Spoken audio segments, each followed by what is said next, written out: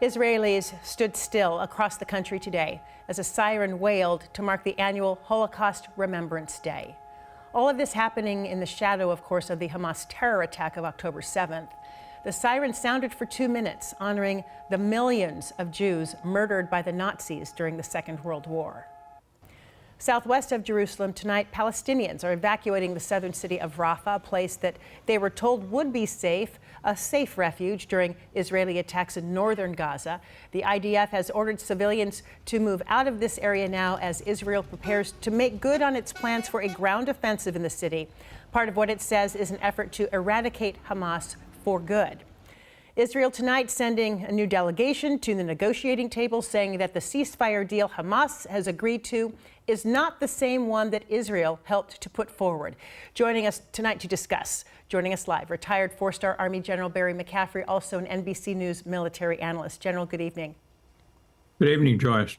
So earlier today, National Security Advisor John Kirby described this as a now or never moment. How would you describe it?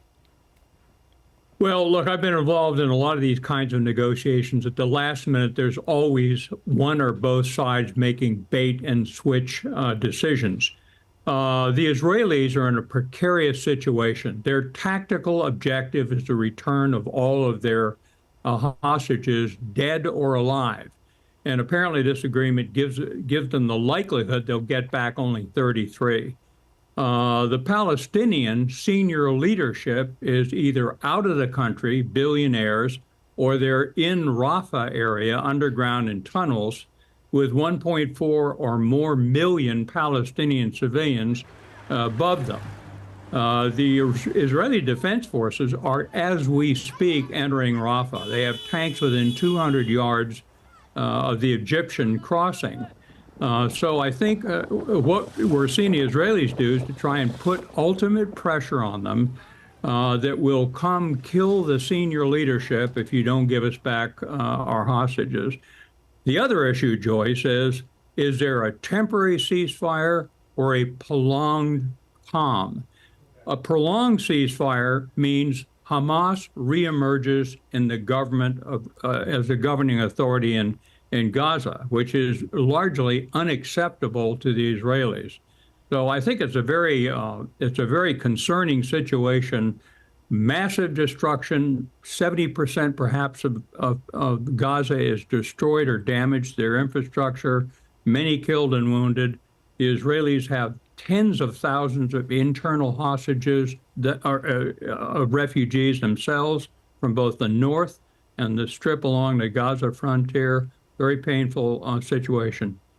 As you mentioned, thousands have been killed in Gaza. Hamas is still operating, holding hostages, saying that even in this deal, they will only release 33. So I guess my question is then, are there any winners in this, even in this ceasefire agreement, if it comes to pass? Well, my belief is you'll see a ceasefire of some sort in the next 30 days at most. Israel has lost the information war. Biden, for valid domestic political reasons, is backing off his support for the IDF. They've held some arms shipment back to Israel. He politically cannot stand behind Netanyahu and his government any longer. But on the other hand, I think the Israelis see that if Hamas returns to power, there will be another 7 October with hundreds brutally murdered, raped, set on fire in the future. Meanwhile, the Palestinians are on the edge of mass starvation. And so the situation has to be settled. Egypt is not going to allow any Palestinians to escape the fighting zone into Egypt, into the empty Sinai desert. So we're stuck with a really painful situation to both sides. I think they'll reach an agreement and stop fighting in the coming weeks. We hope you're right. So I guess my final question then is, what comes next? Should we see a ceasefire agreement? What comes next? Well, of course, what we need is a stable political situation and eventually a two-state solution where the Palestinians govern themselves. But I think 7 October and then the ensuing 7 months of violent, high-intensity combat make a two-state solution a nonsensical notion for 10 to 20 years. So what happens when the shooting stops?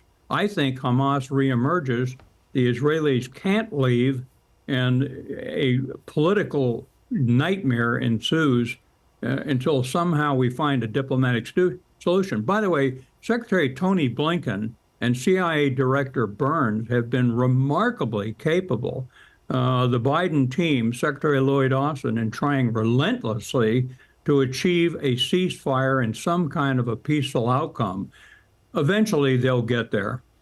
They've been at it for months. I hope you're right. General Barry McCaffrey, we are so grateful for your analysis always. Thank you tonight. Good to be with you, Joyce.